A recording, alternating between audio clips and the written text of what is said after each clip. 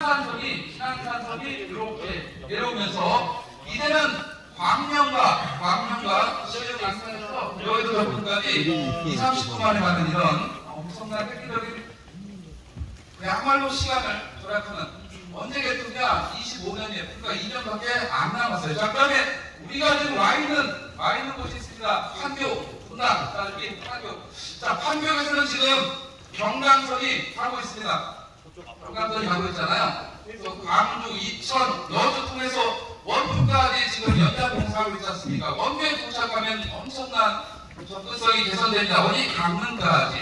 그야말로 이제는 앞으로 2-3년만 있으면 판교에서 강릉 가는 것이 해결되는 거예요. 시간 한 반년 가지 않겠나 생각이 듭니다. 자, 판교에서 가만히 있는 게 아니고 서쪽으로 갑니다. 서판교가 동판교에 비해서 철도 여기 없다. 이게 이제 안타까운 점이잖아요. 서판교에 서고 의왕 청계, 그 청계 친구 있죠. 청계. 그 다음에 여기가 인덕원입니다.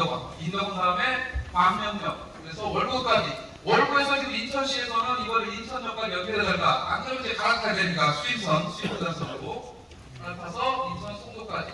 인천 송도에서 강릉까지 이쪽 빈자리 이쪽 한 있습니다. 30분. 빈자리 중간에 일어날 일입니다. 앉아주시면 되겠습니다. 네, 개인짐들은 무릎 앞에다 놔주세요.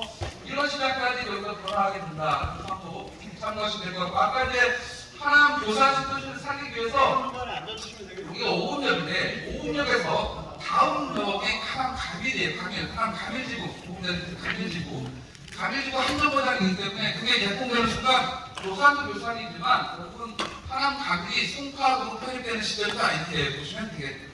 올라가면 다름 아닌 이제 남양주, 우리 남양주 시대가 있지 않습니까? 8호선, 전래선이 이렇게 연장이 되는 그런 상황이 되거든요. 이 남양주야말로 이 GTX 1호선의 동쪽 자락인데 기존에 이제 별내역 다음에 이 왕수시도시가 생기고 왕수역이 생기잖아요. 왕수역 다음에 홍역, 평택, 마포까지 남양주시 한 군데에 여기 4개가 생기는 아주 대략적인 교통 접근성 개선됩니다. 그다음에 이렇게 서울을 빼놓고 인천도 3개밖에 여기 없는데 4개가 자, 쭉 갑니다. 이 철도는 지하철 7호선입니다. 양주, 옥정 거쳐서 포천까지 가는 7호선 연장이 되겠습니다. 그러면 7호선은 포천에서 서울 거쳐서 청라까지 이런 라인을 7호선 라인이 되겠습니다. 자, 이렇게 이 철도를 방금 앞서 언급했던 수도권 지도에 그대로 이렇게 얹혀서 입지 분석을 하게 되면 수도권의 미래가 보인다. 불과 7-8년 안에 다 이루어질 그런 철도 노선이니까 모든 철도에서 대화하시길 바라겠습니다. 자, 방금 얘기했던 GTX를 보다 자세하게 저기 동그라미 쳐놓은 곳은 신설역입니다. 신설역. 주로 신도시에 생겼어요. 신도시. 다시 한번 왕수. 가운데는 왕십리. 그죠? 왕십리. 자, 여기는 이제 인덕원입니다. 인덕원, 의왕. 여기야말로 사람들이 설명이 필요한데 여기 없잖아. 노선이 없잖아. 없는데 여기 하나 뻘렁 생겨나 있어요. 저거는 다름 아닌 안산 상록수역입니다. 자, 이 GTX는 이 그레이트. 자, 이거는 지하 40m 대신도예요. 그야말로 지하 50m를 가야 되는데 이게 처음부터 끝까지 그렇게 가는 게 아니라 외곽에 가면 기존의 지상철도를 공유 같이 사용합니다. 공용. 그런데 이 금정에서 또 수원까지 가는 철도는 지상철도를 공용하는 거예요. 공용 같이 쓰니까 철도가 포화 상태여서 하루에 한 120번 다니면 못 다니잖아. 자, 그래서 그냥 3분의 1 정도, 30-40번 정도는 기존의 4호선 철도를 통해서 상록수까지 금정에서 이렇게 뺀다 이 얘기죠. 자, 그래서 안산에서 결국은 삼성역까지 20분이다 이런 논리가 나온 거죠. 이제 안산에서 그만큼 이 안산에 대한 것도 관심을 가질 필요가 있지 않겠나 생각이 듭니다. 자, 전국 지도가 나왔습니다. 전국 방금 수도권 위주로 말씀을 드렸고 빨리빨리 내려가면 수도권에 천안은 아산은 약간의 물량 입주량 부담되면서 밀량이 늘고 있어서 내년까지는 약간 좀 부담이 있어요. 자, 세종시는 입주 물량도 3,000세대밖에 안 되는데 거기에 가격도 조정이 되기 때문에 한 10억짜리 한 6억 이렇게 떨어지는 조정된 상태이기 때문에 시간이 반년되면 가장 빨리 오를 곳이 세종시가 아닌가 하는 생각을 해볼 수가 있겠습니다. 대전은 미분양이 3천 가구선에서 해소되기 시작했어요. 얼마 전에 이제 첨단 3단이 용인 반도체 300조 발표되면서 같이 대전에 첨단 3단 유성이 발표되면서 서서히 개선되고 있는 것이 대전 상황이다 이렇게 보시면 될 것 같습니다. 전라북도는 군산과 전주인데 군산의 미분양이 갑자기 한 2,500가구 늘면서 부담이 좀 있는 시장이긴 합니다. 그러나 옆에 있는 전주는 미분양도 100여 세대밖에 없는 데다가 탄탄한 고도구적 상태가 이어지다 보면 전주의 개선도 충분히 될 수가 있다. 자, 전라도로 가면 광주가 보이는데 광주는 나름대로 재개발이 되면서 미분양이 살짝 늘긴 했으나 부담이 없는 수준이에요. 그래서 광주 충분히 얘기가 되고 목포는 약간 좀 아쉬움이 있습니다. 그래서 목포는 뭡니까? 목포는 항구다. 그게 다예요. 그게 다고 이 경제를 위해서 조금의 한계를 가지고 있어요. 이 뭐 조선소 하나 있는데 있는데 조금 약간 아쉬움이 있는 게 목포여다. 그래서 그냥 여기는 그냥 일상화된 그런 수준이 이어질 거로 본다. 이렇게 보시면 됩니다. 다른 말이 이제 전라도에 가면 여기서 돈 자랑하지 말라는 데가 나옵니다. 어디가? 여수, 순천, 광양, 여순과 지역은 대기업을 기반으로 한 그런 지역이에요. 그래서 지금 뭐 전체적으로 하락하고 있으니까 조정은 되고 있지만 역시 반대에 대한 기대는 여수, 순천이 크다고 보시면 될 것 같습니다. 자, 경상남도로 가게 되면 진주, 창원, 통영. 와, 진주 나오네. 진주에서 제일 유명한 데가 뭡니까? LH가 제일 유명해요. LH가 혁신 투자에 들어가면서 진주의 시장이 많이 올랐다 이렇게 보시면 됩니다. 그래서 진주는 이제 그만 올라도 되지 않나 그런 수가 있습니다. 혹시 LH 직원 집을 샀는데 오르지 말아야 된다고 해서 긴답한 건 아닌지 모르겠네요. 자, 진주, 창원은 인구 100만, 지방 광역시를 빼고 제일 큰 도시입니다. 지방 대도시 중에서 대도시라면 50만 이상 내대요. 창원의 가치는 입주물량도 많지 않고 미분양도 충분히 감당할 정도여서 창원은 기대치가 있는 지역이에요. 시장이 이렇지 않았으면 이게 올라가고 있을 자리예요. 자, 통영하면 생각나는 게 뭐가 있습니까?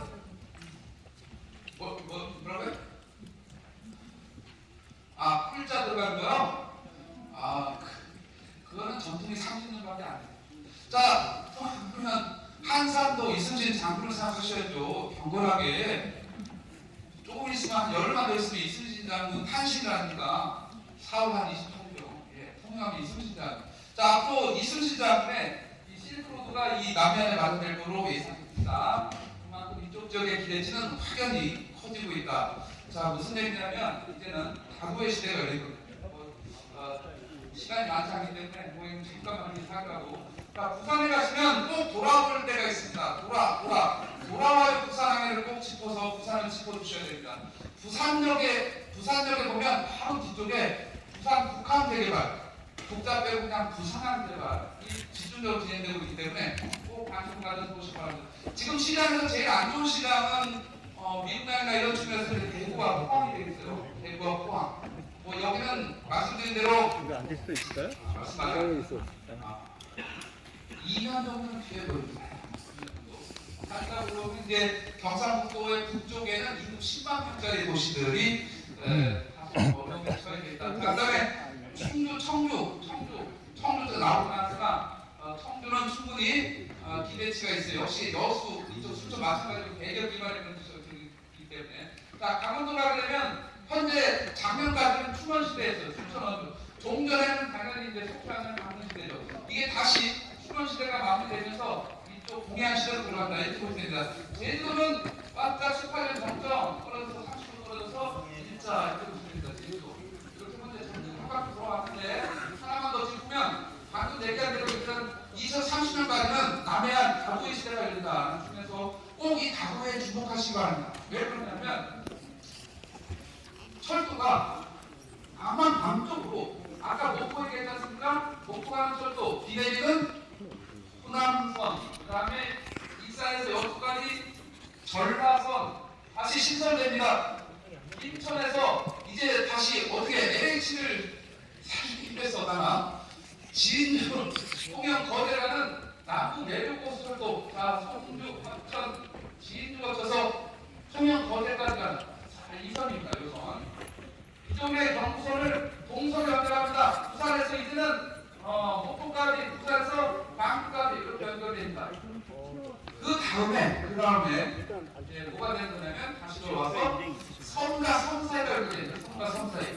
지금 우리가 이제 보훈감독, 나도 보훈감사에 대해서 여수까지 이렇게 다리가 연결돼 있어요. 해상도가. 자, 이제 가장 주목해야 될 사업이 있습니다. 다름 아닌 여수와 남해를 연결하는 그런 핵심 사업입니다. 여수와 남해를 연결하는 140km가 이렇게 6km짜리가 연결되면 이제 완벽하게 연결됩니다. 자, 공에서 여수, 남해, 쭉 가서 통영, 거제, 가덕도, 부산, 이 10km가 완성됩니다. 그 와중에 이제 여수는 이렇게 한 바퀴 돌려서 완성되고, 통영도 방금 얘기했던 이순신당의 사당에 있는 한산도를 5번 국도가 연결합니다. 이렇게 환 도리가 형성됩니다. 그래서 남해안의 도심은 이제 앞으로 온다. 여수 밤바다와 통영 거제 시대가 온다. 자, 부산에서 너무 자주 가서 그러면 우리 이쪽 통영 거제에 와서 올라갑니다. 서울 사람이 요 루트는 하루로 있으면 여수까지 이런 상황이 2030년대에 충분히 반영될 거다 이렇게 보시겠습니다. 자, 동간 대책을 합니다. 대책은 이미 너무 많이 알고 있는 관계로 시간만에서 포인트만 적겠습니다. 자, 종합부동산세, 세입 시간이 다음에 있기 때문에 저희가 큰 얘기 할 건 아니고 종합부동산세가 이렇게 개편이 됐습니다. 아주 세대가 세율이 절반 이하 수준으로 법인은 물론됩니다. 단위세율로. 그 다음에 기본공제가 발표되었고 2주택과 12억으로 완화되면서 보유에 대한 부담이 이제 확연히 줄어들었다. 이런 불합리한 부분도 발생했다. 일시주택, 상품주택, 지방 저가주택 요거는 한번 주목해 보시기 바랍니다. 지방 저가주택 이게 이제 농어촌주택과 맥락이 맞아져 있어요. 그래서 요거는 지금 제가 설명을 말씀드릴 시간이 없는데 충분히 관심 가질 필요가 있다. 그 다음에 요겁니다. 우리가 1세대 1주택자가 월세 소득을 받게 되면 공시가격 종전에 9억 원이었는데 12억 원 이내에서는 월세 소득에 대해서는 비과세가 있기 때문에 그럼 자 다가주택에서 사무실에 내가 거주하고 1, 2층을 원룸으로 만약에 10칸을 쪼갰다 그러면 한 칸에 50만원씩 500만원 받아도 1년에 6천이 된다 하더라도 그 집이 공시가격 12억 원 이하면 그러면 이제 12억 원이면 전국에 어지간한 데서 다 들어갑니다. 지방은 다 들어갈 거고 수도권도 거의 대부분 상당수 들어갈 겁니다. 12억 원, 공시가격 12억 원 이하면 월세 소득에 대해서는 비과세다. 그러면 저거 하나 있으면 노후가 끝난다. 이런 얘기가 될 수도 있고요. 자, 공급 정책으로 들어갑니다. 원선의 재개발에 대한 도시 복합 사업. 여기가 LH가 이쪽에도 같이 참여하는 그런 얘기가 되고, 신주택 택지가 추가로 15만 원 정도 들어갈 예정이고, 1, 2 신도시. 자, 그 다음에 이런 이제 애로사항들을 개선했습니다. 자, 전체적으로 공급 총량을 보겠습니다. 270만 원 중에 수도권이 158만 원, 공급택지 62만 원입니다. 이거는 이제 30을 포함했다고 보시면 될 것 같고, 공급당 37, 아파트 24, 기타 주택 36. 이렇게 보게 되면 저것들이 이제 지금 공공택지는 워낙 잘 되고 있으니까 LH에서 잘하고 있으니까 괜찮을 수도 있는데 이쪽 민간 부분이 좀 지체가 되고 있는 부분이 안타까움이 있다. 이 수면에서 LH의 공공택지가 더 확대되고 조기에 추진되겠다 생각을 할 수가 있어요. 자, 재건축 부담금 완화는 발표를 했는데 아직 국회 통과가 안 됐습니다. 안타깝게도. 자, 다시 한번 이제 공공부담 50만 원가 나오네요. 이렇게 가점제도 추첨제와 가점제 비율이 바뀌었습니다. 자, 이제 간단하게만 잠깐 살펴보겠습니다. 이제 15억 초과 아파트 주담대금지가 해제됐잖아요. 10여 년. 그리고 생활안정자금 대출.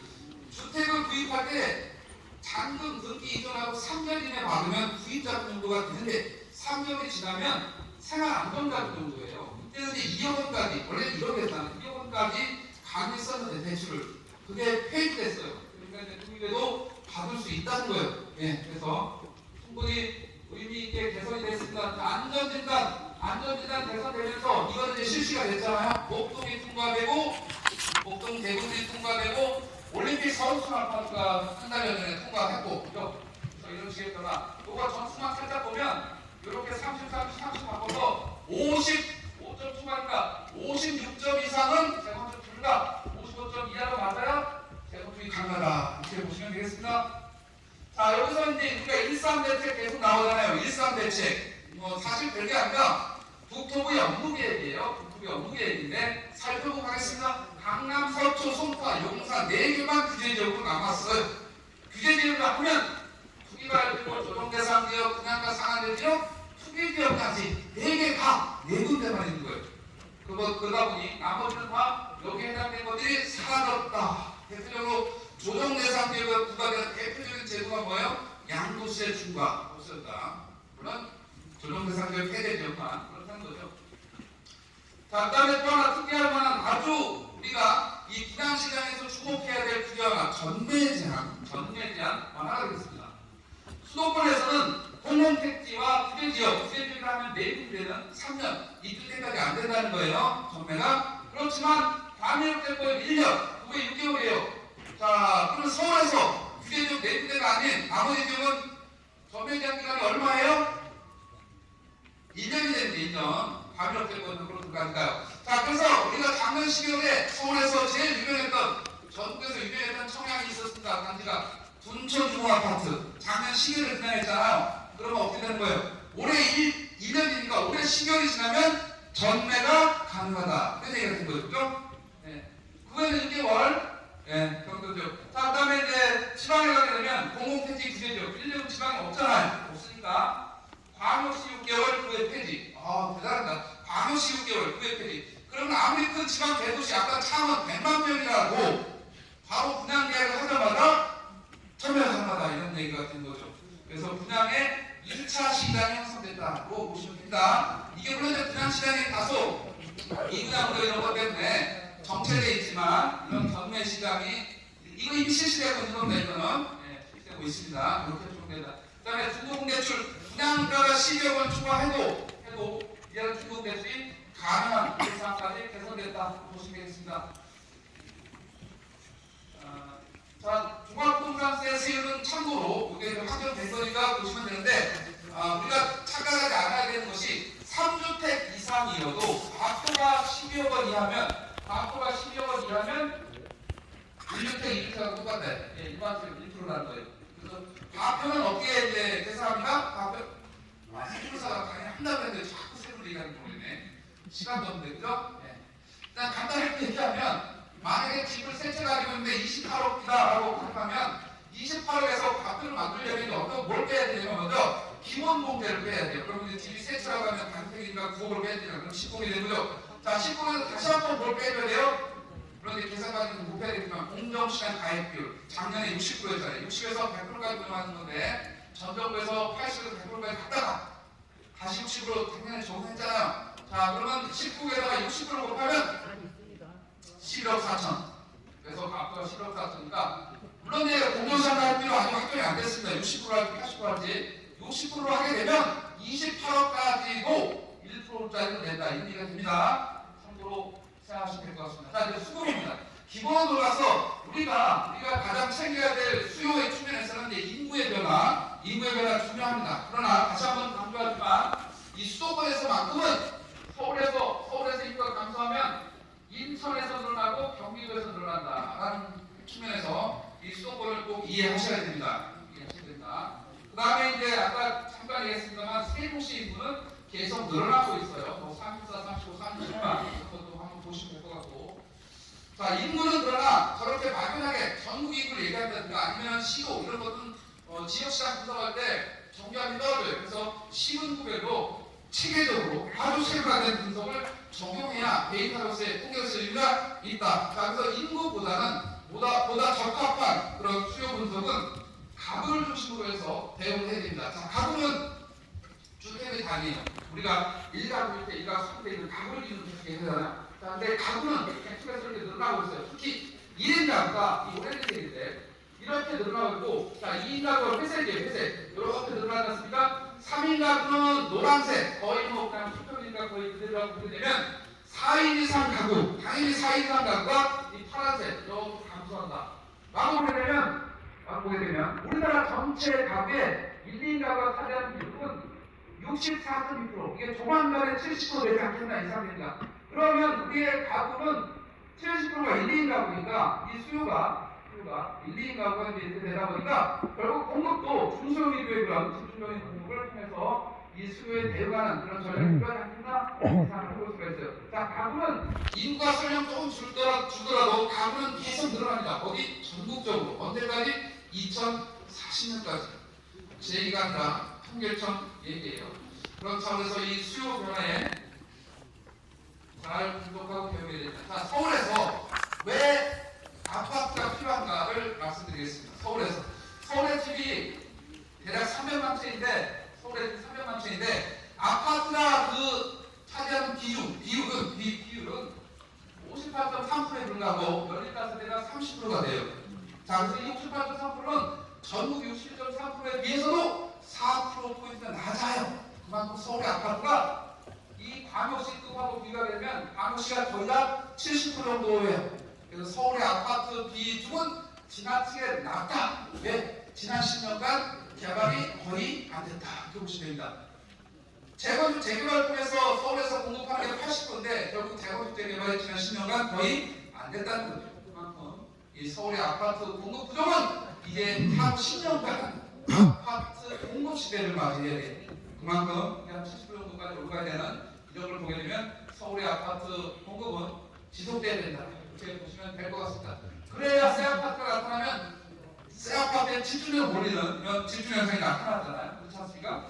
자, 그다음에 이제 수요 측면에서는 만만하게 수요는 우상향한다고 정리했을 때 공급 그래프를 보면 우리가 시장에 내용 분석할 수 있지 않습니까? 자, 이거는 전국 아파트 입주 물량입니다. 아파트 입주 물량. 자, 한참 감소했다가 올라갔다가 이제 지금은 떨어지는 요 초입 단계에 있다. 이렇게 보시면 됩니다. 이 아파트 입주 물량은 전체적인 나름대로의 주기가 있는데, 자, 이렇게 부족했을 당시가 그냥 간단하게 얘기하면 10년 전이에요. 10년 전. 이렇게 부족을 예상하고 2007년, 6년, 7년 이때 이제 나온 게 뭐가 있습니까? 2006년 초에 이기 신도시와 2009년도에 MB가 공공자주택지를 발표했잖아요. 그게 이제 발표한 시점부터 10년 후에 입주합니다. 10년 후에. 자, 2007년 9년에 발표했다고 치면 그 입주가 언제 된 거예요? 17, 18, 19 이때 입주한 거예요. 자, 그래서 이기 신도시와 공공자주택이 이 시점에 거의 들어갔다고 생각하십니다. 이제 들어갔습니다. 자, 그다음에 이제 우리가 지금 맞닥뜨려야 되는 앞으로 2, 3년, 3, 4년은 언제쯤에 발표한 그러면 뭐 택지가 공급이 입주가 돼야 되니까 10년 전 되돌아가야죠. 2013, 17 그때입니다. 이때. 자, 이때는 박근혜 정부의 시기예요. 근데 안타깝게도 저 때는 이렇게 공급이 부족했음에도 불구하고 공급을 확충하려는 그런 공공택지 공급은 흑히 미약했어요. 물론 행복주택이라는 브랜드가 있었는데 사실상 성공하지 못했어요. 뭐 철도 차량기지 위에 그저 유수지 위에 된 게 없어요. 그러다 보니 수도권에 공급된 공공택지는 100만 평 정도에 불과하다. 안타깝다. 자, 용산공원이 90만 평인데 뭐 거의 그 정도밖에 안 된다. 그래서 이 시점에서 10년의 이 시점에서 공공택지가 상당히 부족할 수 있는 이런 우려가 잠재된 타이밍이다. 더군다나 공공이 가야 되고 민간이 가야 된다는 측면에서 민간의 공급도 줄어드는 이런 안타까운 타이밍에 와 있다. 이게 이제 경기도 그래프 부분이에요. 자, 똑같습니다. 경기도가 신도시가 주로 입주하는 곳이니까 경기도가 이런 저점 구간이 있었고 다시 한번 구간이 도래하고 있다라는 차원에서 우리는 공급 부족에 대한 시기적인 우려가 나올 수밖에 없다. 언제까지? 3기 신도시 입주할 때까지. 3기 신도시 입주할 때까지 그런 공백기가 나타날 것입니다. 서울에 입주 가운데 노란색인데 내년에는 14,000가구밖에 입주량이 없게 됩니다. 그렇게 본다면 이 부분도 다시 한번 아파트만 얘기합니다. 분양된 아파트만 얘기하는 거예요.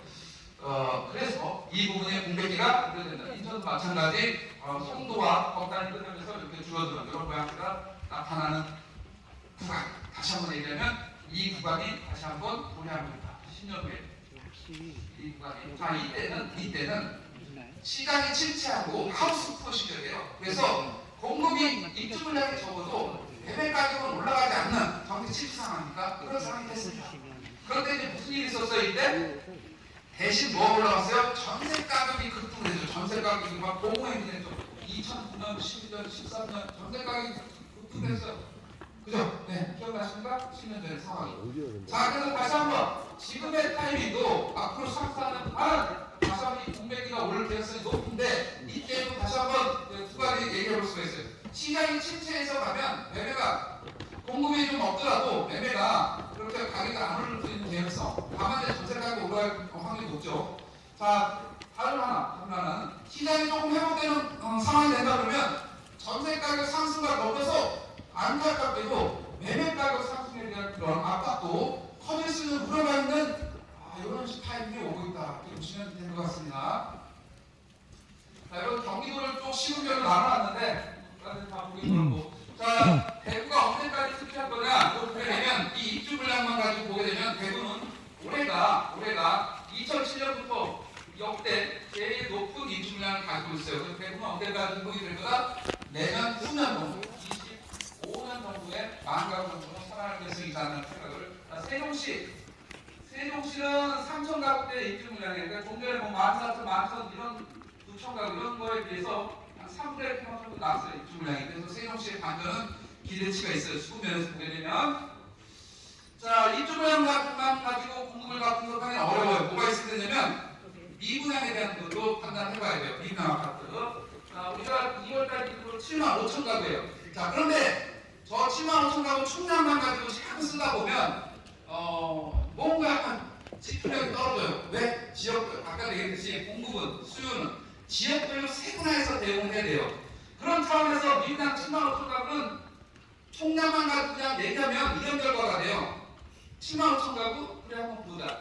역사적으로 제일 많은 데가 어디냐? 2000년대 들어서. 제일 많은 데가 2009년 3월에 16만 6천 가구예요. 자, 16만 6천 가구인데 7만 5천 가구? 그럼 뭐 별로 아니네. 이렇게 되는 거예요. 총량만 가지고 보면. 그죠? 사실 뭐 7만 5천 가지고 16만 6천 가구 있던 시절도 있는데 이런 부담이 없죠. 사실 이렇게 따져보면. 그러나 이것 또한 뭐가 좀 정리하기 떨어져. 제가 앞에서 봅니다. 지역별로 세분화. 수도권에서 보게 되면 12,500가구예요. 7만 5천 중에 12,500가구. 정확하게 퍼센티지 따지면 16.6% 밖에 수도권에서 안 돼요. 인구가 절반이라고 했으니까 사실상 7만 5천의 절반, 뭐 3만 7, 8천 가구가 수도권에 있어야 되는데 만 16%밖에 없다. 16%.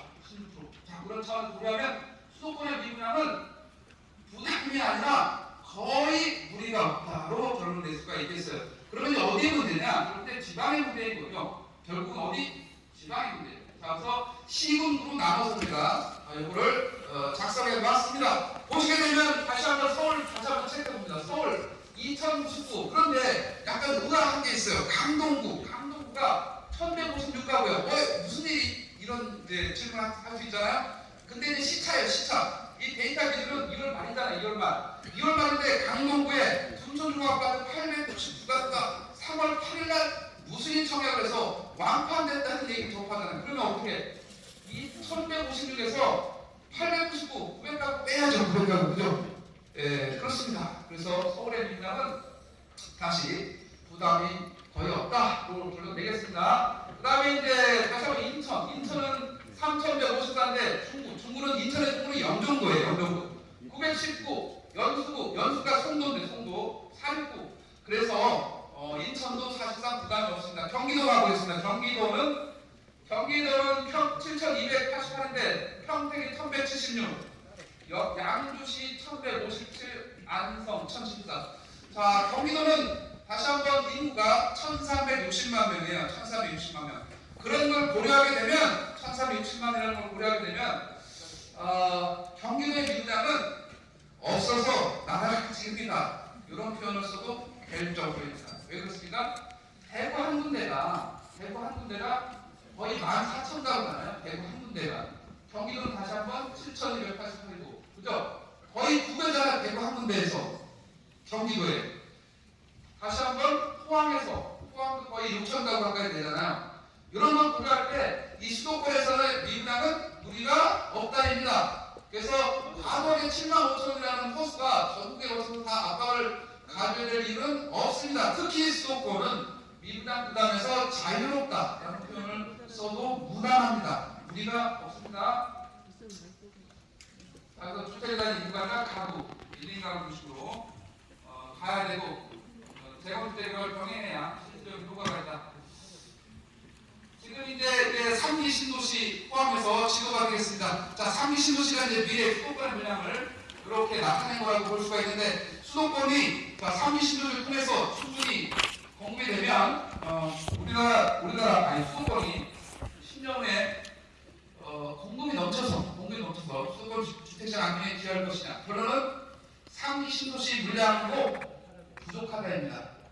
제가 보는 관점에서는 35만 원은 너무 부족하다. 왜 그러냐면 1기 신도시가 29만 2천 가구고 2기 신도시가 61만 가구 정도 돼요. 수도권에. 그런데 신도시 끝만 비교하면 그렇습니다. 35만 가구 가지고는 2기 신도시의 절반 정도. 자, 2기 신도시가 들어갈 때는 보금자리 주택지구가 있었어요. 이게 21만 호 정도가 입주됐어요. 그러면 두 개 합치면 82만 정도 되지 않습니까? 근데 3기 신도시는 보금자리가 없어요. 그런 걸 따져보게 되면 3기 신도시의 물량은 2기 신도시의 절반도 안 된다. 신도시만 비교할 때 그렇습니다. 그런 차원에서 3기 신도시가 아니고 수도권의 공급량은 충분하지 않다. 그럼 어떻게 되냐? 어떻게 할 것이냐? 3기 신도시 물량을 늘려야 됩니다. 같은 땅을 가지고 공급량을 확연히 늘릴 수 있는 방안이 있습니다. 왜 그러냐면 보세요. 자, 공원 녹지가 이거는 참고로 얘기하면 고양, 창원, 왕수, 교산, 인천, 대학, 부천, 대전 5군데 얘기입니다.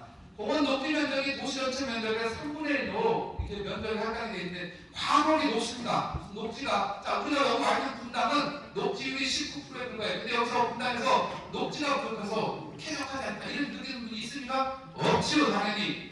탄천이 오르고 있고 앞에 군포 뒤쪽에 이 광주의 산자락이 들어서 나오고 있는데 우리나라의 그런 지형 구조는 다 똑같아요. 하남 조산에 가면 이 앞에 신도시 만든다는데 삐삐들어도 다 산에 산. 이 쾌적한 산자락을 가지고 있는데 그 안에 공원을 3분의 1이나 만들어요. 들어가는 사람은 최고죠. 명동 신도시. 문만 열면 공원이야. 이쪽도 공원. 있는 사람은 별도 공원. 그러나 그게 목적이 아니잖아요 우리가. 그래서 어떻게 해야 되냐. 자조용지 간단하게 얘기하면 74% 용지 15% 과도하게 높습니다. 지금 남한으로 가잖아요. 대폭 축소해야 됩니다. 5% 이하로. 그래도 됩니다. 그러고 본다면 공원 녹지 축소하고 자조용지 이건 자조용지는 사실 거의 축소해도 돼요. 그렇게 본다면 충분히 지금 현재 주택용지가 이 신도시를 만드는데 26%밖에 안 돼요. 전체 면적의 4분의 1만 주택을 짓겠다는 발상은 신도시 땅이 너무 아깝다 이렇게 볼 수가 있어요. 그래서 이걸 전환해서 신도시 주택용지 면적을 이게 뭐가 되겠습니까? 31%도 아니고 26%가 뭐가 되겠습니까? 자, 그래서 이 부분을 늘려야 되고 용적을 올리게 되면 15, 20만원 그 이상도 충분히 공급이 가능하다 이렇게 볼 수가 있습니다. 지금 우리가 1기 신도시, 분당 일산 토지를 두고 사업한 1기 신도시를 재정비해서 겨우 10만원을 추가한다는 거예요. 이건 저도 최초 주장한 사람이 제가 최초 주장한 사람이긴 한데 10만원 늘리려고 그 어려운 이 판을 다 뒤집어야 되는데 3기 신도시가 30년 후에 똑같이 그런 재판을 재현해야 되는 것은 역사적으로 국가적으로 엄청난 수식입니다. 그래서 늘려야 됩니다. 용적을 올리고 용지 전환해서 하게 되면 3기 신도시 물량을 2배 이상 늘릴 수 있다. 그러면 수도권의 공급은 걱정할 게 없다입니다. 역시 재건축 대결을 병행해야 되고 그렇습니다. 자, 영향유인 분석에서 전망까지 바로 끝내도록 하겠습니다. 영향유인은 이제 쭉 보시게 되면 현황은 지금 전체적인 시장 흐름은 하락폭이 어찌됐건 다소 둔화되는 그런 모양새라고 보면 되죠. 약간의 그런 주춤한 모양새는 있긴 한데 큰 틀에서는 약간 둔화되는 모양새다. 전세도 하락폭이 둔화되는 모양새다가 전체적인 분위기입니다. 그런데 전세 시장은 매매와 동반해서 3년 정도 동행을 했습니다. 그래서 전세 가격이 떨어지는 것은 상반기 정도 보면 될 것 같고 하반기 내년에는 전세 시장이 매매와 분리돼서 전체적인 가격은 올라갈 가능성이 농후한 시장이다 이렇게 보시면 됩니다. 1, 2, 3, 4번이 전체적으로 우리나라뿐만 아니라 전 세계적인 시장을 주도한 게 공급적 유동성 저분이 매수 심리였습니다. 이게 이제 변화가 오게 됩니다. 이 매수 심리 2배 올라가다 보니까 부담을 하게 되는 이런 상황이 있고 투자자들의 관망을 부담감 때문에 관망을 하게 됩니다. 그리고 이제 그 와중에 저금리가 대출금리 급등으로 금리 인상으로 나타난 그런 경우를 할 수가 있고 그 와중에 이제 대출 규제가 나왔습니다. 대출 규제는 간단하게 얘기하면 DSR 40%입니다. DSR 40%는 중산층이야 서민층은 40% 대출 받아가지고 지불사기 어렵습니다. 저는 지불사기 발행 시와 똑같습니다. 모든 대출에 신용대출 포함해서 원리금을 가지고 소득 대비 40%만 받아야 되기 때문에 사실상 자금 조달에 그것도 한계를 갖게 되는 그런 제도입니다. 아직도 완화가 안 되는데 저는 반드시 DSR은 DTI처럼 60, 70%로 조정이 돼야 됩니다. 그래놓고 선택을 해야 됩니다. 수요자가 대출 받은 살 건지 말 건지를 선택하게 아예 처음부터 대출 받지 못하도록 대출 받지 못하는 건 아니지만 그 금액이 절대적으로 부족해서 지금 만약에 6억짜리 집을 산다고 하면 중산층이나 서민층에서는 6억에서 2, 3천만 원, 5천만 원이 부족해서 집을 못 사는 경우가 있을 수가 있어요. 근데 종전에는 신용대출 받아서 그게 가능했는데 이제는 신용대출도 완벽하게 차단이 된 거예요. DSR 40은 모든 대출에 신용대출 포함해서 모든 대출에 올리기 때문에 그래서 이 부분에 대한 개선은 반드시 있어야 됩니다.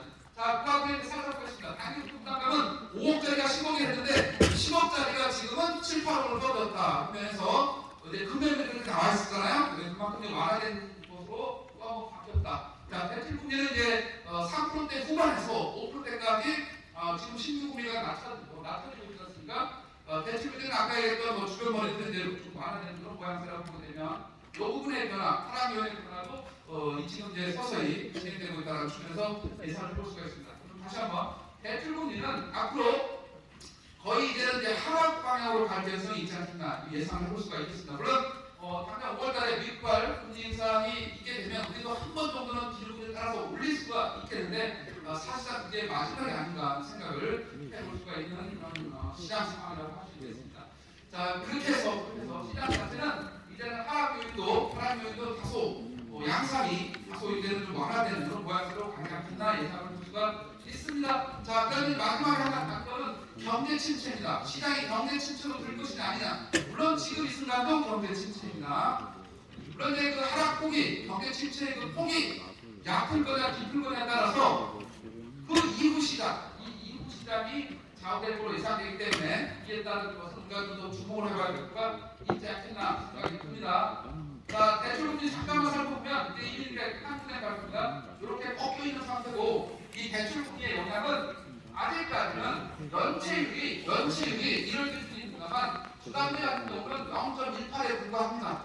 극도의 저런 연체율은 처음 봤습니다. 왜냐하면 통상적으로 주담대 연체율이 한 0.5 정도예요. 0.18 정도에 불과하기 때문에 지금 시장은 사주 양호한 그런 상황 체계를 갖추고 있어요. 근데 문제가 있어요. 이걸 언제까지 버틸 거냐요. 지금 이제 연체율이 살살 올라가고 있잖아요. 그래서 제가 볼 때는 연말까지 저 연체율이 유지된다면 시장은 상당히 개선될 걸로 예상됩니다. 왜냐하면 이제 대출이라는 게 변동 주기가 있잖아요. 3개월, 6개월 이런 주기가 있기 때문에 그 시점까지 제대로 돌아와서 이게 고금리가 유지됐을 때 이걸 버텨낼 수 있는 시장이 되냐 이게 좀 중요하다 이렇게 말씀드릴 수가 있는 거죠. 아직까지는 양호한데 하반기에 더 연체율을 유지할 수 있을 것이냐 그거는 조금 더 지켜볼 필요는 있지 않겠나. 그런데 지금 상태에서는 버티기가 생각은 듭니다만 다소 좀 불안한 감도 없지 않아 있습니다. 이런 기업 대출, 부동산 PF 이런 거가 아까지 금리 인상에서 크게 양표이기 때문에 조금 약간의 우려는 있긴 하겠다 말씀을 좀 드려봅니다. 자, 그래서 한번 쭉 보면서 전망하겠습니다. 지금 방금 얘기한 대로 이게 파란 게 매매 시장이고 파란 게 전세입니다. 그래서 3년간 동행을 했다는 거죠. 동행해서 이제 그 하락폭이 지하 3층이나 지하 5층의 차이는 있지만 이제 서서히 좀 둔화될 가능성이 있다라고 예상이 들고 마찬가지입니다. 인천 경기도 마찬가지 이런 상황이 나오고 돼야 됩니다. 대부분 이제 지하 5층이 아니라 지하 한 10층 떨어져 있는 그런 쪽이죠. 부산, 울산, 경남의 깊이가 약쪽 이렇게 지역별 두개 그거보다는 약간의 편차가 있으나 경상도도 그렇게 깊진 않고 대전, 광주, 제주도 이런 편차를 가지고 있습니다. 자, 그래서 시장을 전망하면 현재 상태에서는 지금 금리 인상 폭에 따라 가운데 금리 인상이 사실상 마무리 수순단계에 들어갔기 때문에 시장에서의 더 큰 그런 충격파는 커 보이지 떨어지지 않고, 자, 금리가 어느 정도 마무리 단계, 이제 인상도 한 번 정도 올리면 다가느냐 생각이 들 정도로 되는 거의 풍물이다라고 보게 되면 시장은 전략 흐리지 상반기 하락 하반기 행복 이 정도의 전망을 해볼 수가 있지 않겠나 생각이 듭니다. 그리고 하반기 이후는 다시 한번 얘기했지만 경제 침체 정도에 따라 달라질 거다. 자, 경제 침체는 지금 이 순간에도 침체입니다. 안타깝게도 이제 시장 상황은 좋지 않죠. 그러나 미국이 경제 침체에 들지 않을 확률 60%라고 보게 되면 우리나라도 사실 우리나라는 조금 사실 경제 구조가 안 좋아서 미국보다는 침체의 확률이 조금 더 높긴 하지만 경제 침체에 들지 않을 거라는 확률 우리나라의 독특한 불굴의 의지를 발휘하면 미국과 같이 경제 침체에 들지 않을 확률 60% 희망을 반영해서 60%를 가능하면 내년도 시장은 특단의 경제 쇼크가 없는 한 보합에서 강보합 정도로 가지 않겠나 예상을 해볼 수가 있겠습니다. 자, 부장시장 다시 한번 정비사업 위주로, 공공택지 위주로 충분히 관심도가 있을 것으로 판단이 들고요. 전세시장 다시 한번 말씀드리지만 서서히 올라갈 가능성이 농후한 상태입니다. 다주택자가 이제 고의에 대한 부담이 사라졌기 때문에 다주택자의 행동이 금매물을 내놓지 않거나 아니면 투자자로 나설 수 있는 가능성이 있어요.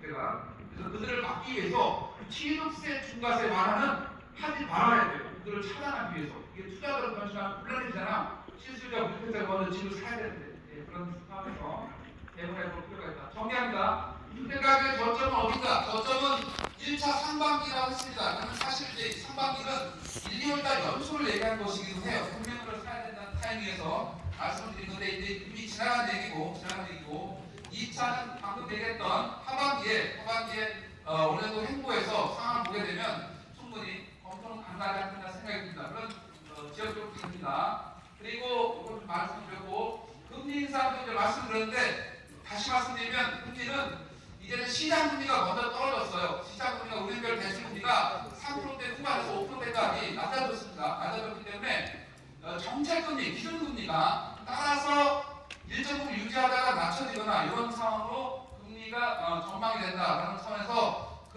대출 금리의 인상은 이제는 사실상은 마무리된 게 아니냐 이렇게 판단을 해볼 수가 있겠습니다. 무주택자는 꼭 집을 사야 하는가? 무주택자는 간혹가다 이런 질문을 하는 분이 있습니다. 지금 집값이 더 떨어질 수 있으니까 집을 팔고 전세에 있다가 집값이 더 떨어지면 그때 집을 사겠다. 이런 엄청난 순발력을 하겠다는 부분은 게임을 하겠다는 분들이 간혹가다 있는데 절대 순발력 없습니다. 왜 그러냐면 사람의 이런 행동을 좀 분석해 보게 되면 한 번 전세 살면 2년이잖아요. 근데 이제 갑자기 거기 2년 살면 그 동네에 아주 적응을 해서 2년 살면 어떤 생각입니까? 야, 플러스 2년 갱신해야지. 그럼 4년 살게 돼 있어요. 대부분의 사람들이 다 그래요. 아닐 것처럼 보이지만 그렇게 늙어 살게 돼 있습니다.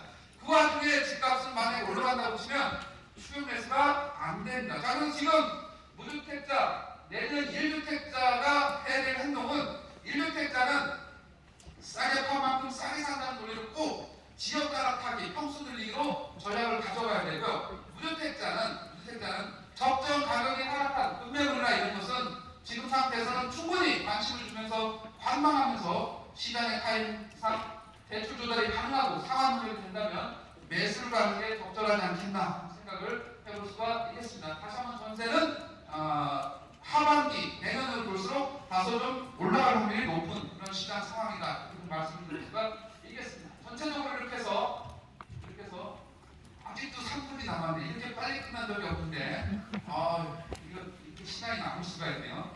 그럼 다시 한번 또 해야 되는데 자 1주택자 다시 한번 정리하면 우리 1주택자는 재건축, 재개발 이쪽에 조금 더 주안점을 주면서 서울에서는 움직이는 구조가 있어요. 서울에서는 아까 제가 시작할 때 말씀드렸던 이런 지역 우리 군역비가 NH와 있지 않습니까? 이 공공택지가 이제 사실상 이 신도시 마지막 부분이란 말이에요. 이 신도시 마지막 보험대라고 얘기했던 이런 마지막 부분이기 때문에 이 공공택지에 대한 관심은 여전히 유효하다. 언제까지 3기 신도시가 들어올 때까지 얼마 걸리니까 3기 신도시 4, 5년 이상의 갭이 있어요. 갭이 있는데 이 타이밍까지는 공공택지가 나오지 않을 그러니까 그만큼 많은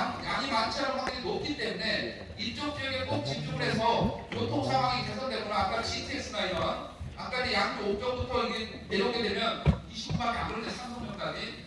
예, 이런 차원에서 이 GTX 개통과 관련해서 지역을 좀 분석해서 대응할 것도 있지 않겠나 그런 말씀드릴 수 있습니다.